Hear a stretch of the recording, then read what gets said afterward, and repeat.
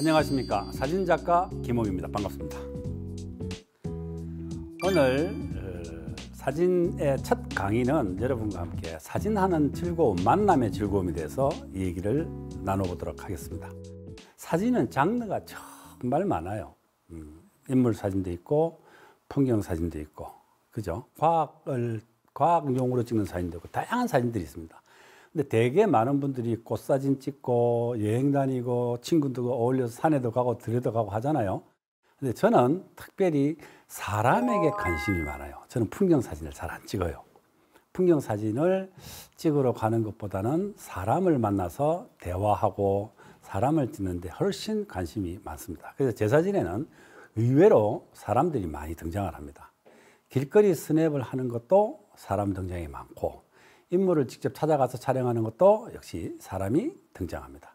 오늘은 우연한 기회에 현각이라고 하는 스님, 여러분 잘 아시죠? 미국에서 오신 스님이신데 대학은 예일대에서 공부를 하고 철학으로 또다시 하버드에서 공부하셨던 스님을 취재하게 된 그 사진을 여러분들에게 보여드리면서 재미난 얘기를 한번 풀어보도록 하겠습니다.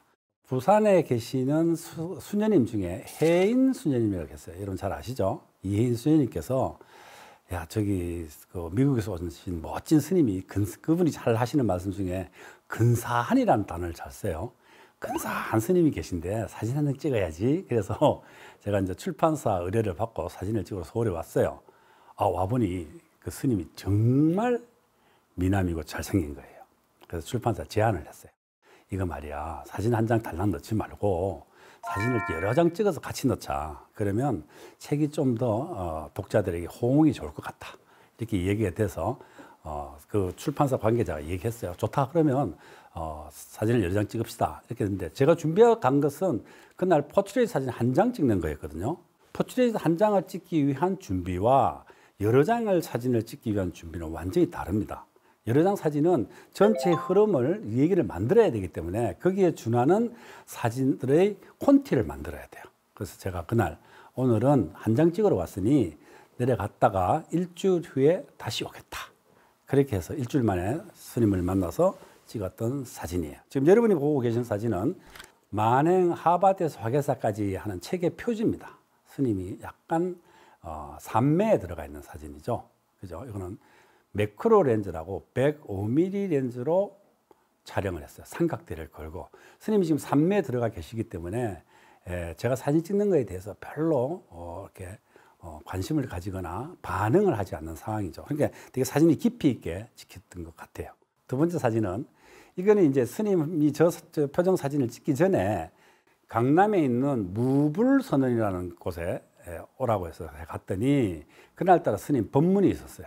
법문이 있으니 스님이 말씀하시기 전에 이제 거기 와 있는 신자들하고 이런저런 얘기를 나누시는 거예요. 그때 제가 찍은 사진인데 여러분 보십시오. 저분은 저를 보지 않고 다른 분을 보고 계세요. 그죠? 그러니까 스님도 어여쁜 꽃이나 어여쁜 분을 보면 표정이 좋아지는 거예요. 그죠? 근데 그 순간을 사진 작가는 놓치지 않죠. 예리하게 보고 있다가 스님이 표정이 화사할 때 사진을 찍습니다. 한 개인의 표정은요, 우주의 변화만큼이나 많아요. 1개인이 하나의 표정만 찍지 않거든요. 근데 그 표정에 대한 관찰은 인간에 대한 관찰하고도 같아요. 사람에 대한 관찰하고도 같고. 우리가 그랬잖아요. 길거리 가다가 누가 이제 불쌍한 사람이 있으면 돈을 던져주잖아요. 보시를 하지 않습니까? 근데 딱 돌아선 순간에 누군가 발을 딱 밟으면 어떻게 돼요? 눈도 없나? 이러면 싸우잖아요. 그러니까 인간의 마음이라는 게 조금 전에는 보시하는 그 마음이 부처님 마음 같았는데 돌아서는 순간 그런 일이 있으면 악마로 변하지 않습니까? 그죠? 한 인간이 가지고 있는 다양한 표정은 사시사철을 겪고 있는 자연의 모습만큼이나 다양해요. 이 사진은 자 보십시오. 스님이 혼자 좌선하고 계십니다. 이거를 이제 제가 촬영을 갔더니 이 사진이 필요할 것이라고 생각해서 스님이 폼 잡아 주신 거예요. 그래서 저 잠시 앉아 있는 동안에 스님이 산매에 들어가시고 산매에 들어가기를 기다렸다가 제가 방석을 줄을 맞췄어요. 조용히 왔다 갔다 하면서 방석 줄을 맞추는 겁니다. 제 방석이 삐뚤삐뚤하면은 스님의 정신세계가 삐뚤삐뚤해 보일 거예요. 그렇죠? 그런 거 신경 쓰는 거예요. 그건 연출이라고 하지 않습니다. 평소 스님들이 앉으실 때 다 방석을 정리해서 앉으시거든요. 평소에 하는 것을 하면 연출은 아니에요. 이게 뭐냐? 사진을 잘 찍기 위한 하나의 방편으로 생각하시면 안 돼요. 그 사람에 대한 존중감으로 생각하시면 사진이 잘 나오죠. 사진 잘 찍기 위해서 뭘 손을 댄다 이게 아니고요. 이 양반에 대한 내 기분, 내 존중감을 표현한다 이렇게 생각하시면 너무나 자연스럽게 그런 일들이 벌어질 거예요. 그렇죠? 그러니까 일이라고 생각하시면 안 돼요. 다음 사진으로 넘어가 볼까요? 아까 전에는 클로즈업이었고 이건 조금 뒤로 빠졌죠. 그러니까 여러분들은 사진을 찍을 때 한 카트 찍으면 집에 가셔요. 여러분하고 저하고 차이는 뭐냐면 좋다는 생각이 들면 여러분은 한두 카트에 승부를 합니다. 근데 저희는 수십 카트로 승부를 하죠. 여러분이 100카트를 찍으면 저희는 1000카트 찍습니다. 여러분이 1000카트 찍으면요, 저희는 10,000카트 찍습니다. 자, 여러분의 실력하고 제 실력하고는 사실상 비슷해요. 근데 확률이 어때요?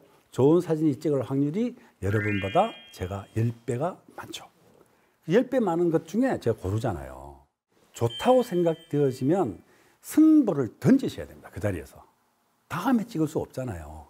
그 즐거움. 그게 풍경 사진이 되었던 인물 사진이 되었던 어떤 사진이 되었든 상관하지 않고 이거는 그림이 될 것 같다 라는 느낌이 들면 그 자리에서 다양한 화각, 다양한 렌즈를 구사해서 꼭 좋은 사진을 찍어 오시면 됩니다. 이제 경험이 쌓이면요, 이 상태에서는 몇 미리 렌즈, 조리기 얼마, 어떻게 하면 사진이 좋게 나올 거야 하는 경험치는 쌓이죠. 근데 그 경험치는 어떻게 쌓인다?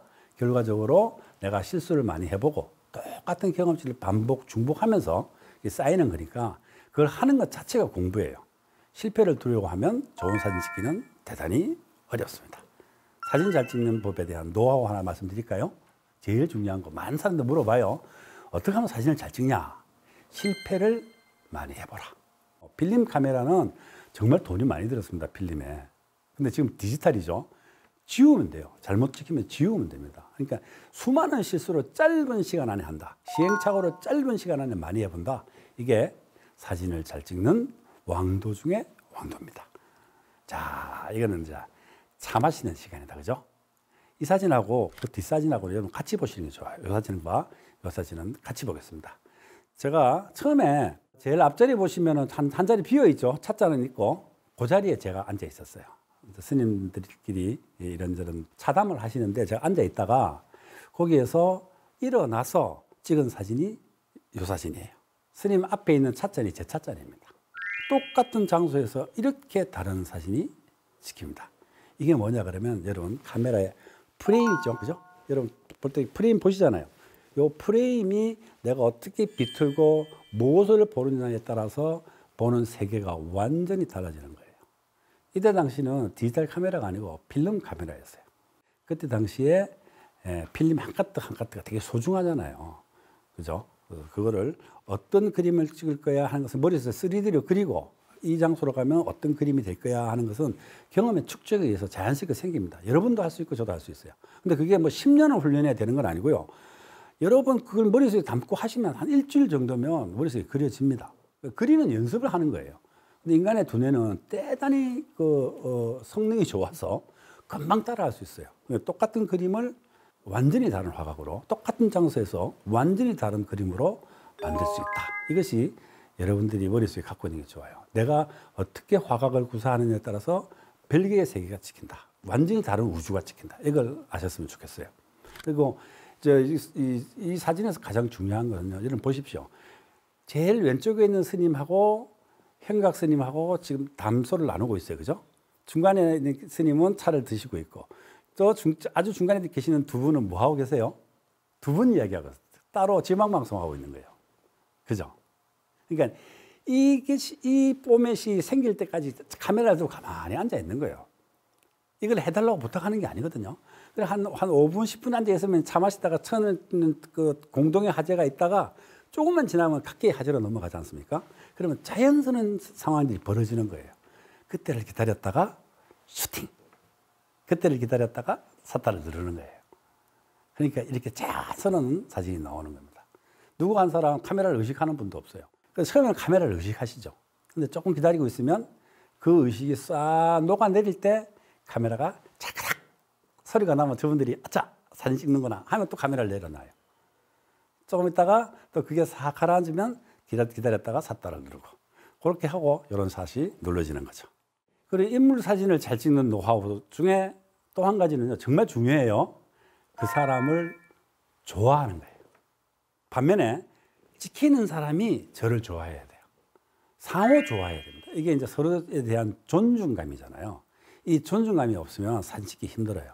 그래서 제일 처음에 저는 사진 찍으러 가면은 딱 들어가기 전에 그분을 만나기 전에 심호흡을 해서 화사한 얼굴로 안녕하십니까 이렇게 인사를 드려요. 그럼 그 양반이 저를 보고 기분 좋은 사람이 왔네. 그러면서 그 사람도 기분이 좋아지잖아요. 서로 업된 상태에서 인사를 하고 참 괜찮다, 친구가 되고 싶네 하는 마음이 서로 들어야지 최상의 사진이 찍힙니다. 마음에 안 드는 사람한테 그 사진 찍히고 싶겠어요? 그죠? 마음에 안 드는 사람을 잘 찍고 싶겠습니까? 그러니까 상호 존중하는 감정이 생기는 것. 요게 전문 용어는 교감이라고 그래요. 요 교감을 만드느냐 못 만드느냐. 이거 훈련하는 게 아니에요. 평소에 어떻게 마음을 먹고 사람을 대하느냐. 이게 좋은 사진을 만드는 중요한 포인트입니다. 여기까지 오늘 얘기를 마치고 2강에서 여러분 다시 뵙기로 하겠습니다. 사진작가 김홍이었습니다. 감사합니다.